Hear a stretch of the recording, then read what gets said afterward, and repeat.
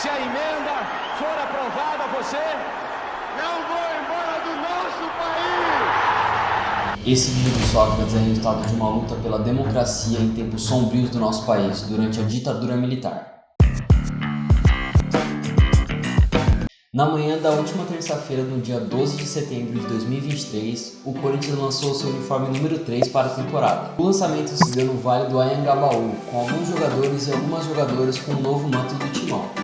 O local escolhido é por conta de ser o mesmo do início do vídeo, onde Sócrates, com uma camisa amarela, discursava pela democracia do Brasil em 1984. E hoje vamos falar sobre a democracia corintiana, um movimento que não só mudou o Corinthians, mas ajudou a mudar o Brasil. Desde 1964, o povo brasileiro não tinha direito à democracia, ou seja, não podia nem votar para eleger o presidente da República. Declaro vaga a presidência da República! A falta de democracia e liberdade de expressão eram elementos que incomodavam o povo e a situação econômica e política não era nada sustentável no Brasil no início dos anos 80, visto que tínhamos uma inflação altíssima e má gestão de governo, mascarada pela censura na mídia da época. Entramos numa grave crise. Recessão e hiperinflação foram as marcas da chamada década perdida. Ainda no ano de 1982, o icônico presidente do Corinthians, Vicente Matteus, deixou o cargo após o ano anterior de péssimas campanhas no Campeonato Brasileiro e Paulista. E foi aí que começou a gestão de Valdemar Pires. Pires trouxe consigo um diretor de futebol que você deve conhecer muito o sobrenome. O nome dele era Adilson Monteiro Alves, o pai de Duílio Monteiro Alves. E o Adilson era aquele cara povão, gente fina, que prezava muito por ouvir seus funcionários para realizar o seu trabalho. E foi aí que a gestão Adilson, mais Sócrates, Vladimir, Casagrande e o restante do elenco do Corinthians da época resultou num dos maiores movimentos políticos dentro do esporte do mundo, o movimento que entrou para a história, a democracia corintiana. Pretende para o futuro. Qualquer problema que vai acontecer para o clube, a diretoria, que o Adilson chama a gente, nós conversamos, trocamos opiniões. Quer dizer que esse tem a condição de opinar por alguma coisa, ser ouvido, que muitos clubes não tem e o Corinthians não tinha antigamente. Nós achamos que o jogador de futebol não deve ser encarado como um profissional diferente de outros, exceto na parte artística da criação do próprio futebol. E como profissional responsável, deve ser respeitado e deve ter suas obrigações e seus direitos. Outro fator importante para a história foi a contratação de Washington Oliveto, um publicitário que foi apresentado a Adilson por meio de Osmar Santos. O Corinthians, na democracia corintiana, era futebol, mas não era só futebol. Eu, que não tenho a mínima vocação política, me envolvi naquilo só por causa disso. O nosso diretor Adilson queria contratar o Washington para assumir o marketing do clube. E Washington aceitou o trabalho de graça, ele não aceitou nenhum pagamento para fazer esse trabalho. E com isso tiveram que criar um cargo só para ele, o de vice-presidente do marketing. O Adilson Monteiro Alves leu essa entrevista, me convidou, a gente não se conhecia, me convidou para tomar um drink. A gente foi no Planos Bar, na Rua Oscar Freire, que eu que inventei o bar, que era um bar bacana. E o Adilson me convidou para ser um vice-presidente de marketing. Naquele momento aquilo era uma novidade louca. Aí eu falei, Adilson, é curioso, porque hoje eu sou totalmente a favor de uma estrutura profissionalizada total do futebol. E naquele momento eu falei, Adilson, eu aceito só se for de graça. E aí eu fiz um anúncio com uma fotografia minha com a camisa do Corinthians, eu lembro com o título, mande uma ideia para o Washington que ele está precisando. Dizendo, se você é corintiano e tem uma boa ideia para o Corinthians, manda para mim. O que eu queria chamar a atenção para aquele produto era bom. Aí diz assim, como é que a gente faz para... Porque... mostrar que tem um produto na mão. Que tem um produto bacana e tal. Aí eu criei um conselho de corintianos que pegavam áreas diferentes. Então convidei o Boni, por quê? Porque com o Boni a gente já tem TV Globo, pô.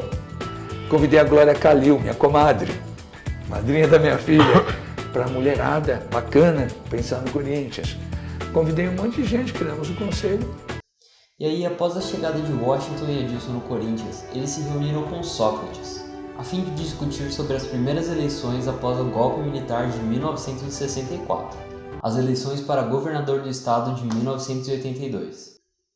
Essa reunião foi mediada pelo jornalista Juca Kfouri, que foi responsável por dar o nome Democracia Corintiana ao momento que estava vendo surgir diante de seus olhos. Embora, digamos, eu tenha agido menos jornalisticamente do que devesse, porque eu tomei partido claramente, né, em defesa da democracia corintiana. A democracia corintiana é a junção das pessoas certas, na hora certa, num momento histórico absolutamente especial do Brasil. É daquelas coisas que acontecem na história, às vezes, e aconteceu, de juntar Sócrates com Vladimir, com Casagrande, né, com Eduardo, com o então dirigente do Corinthians, Adilson Monteiro Alves. A partir daí, tudo mudou dentro do clube. Tudo era decidido no voto. E não era só os jogadores não.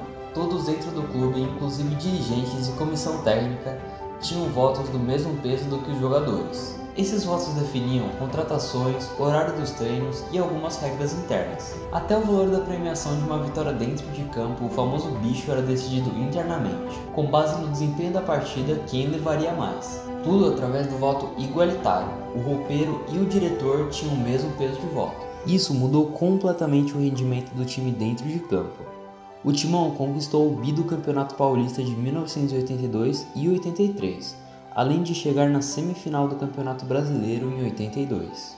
E o movimento ajudou o Corinthians até financeiramente, se livrando das dívidas e deixando um saldo positivo de 3 milhões de dólares em caixa. Outro marco importante do movimento foi de se tornar o primeiro time a usar dizeres políticos nas camisas de jogo, como "Diretas já" ou "Eu quero votar para presidente". Isso tudo no meio de uma ditadura militar. Haja coragem! O marketing comandado por Washington chegou a ter campanhas com famosos da época, como por exemplo Rita Lee, que usava a camisa do Corinthians nos seus shows e volta e meia recebia os jogadores do Corinthians no palco. A Rita era corintiana, então nos chamou no palco, né? Chamou no palco e ela sabia da nossa história, um pouco do nosso posicionamento. Então acabou unindo o útil ao agradável ali, né?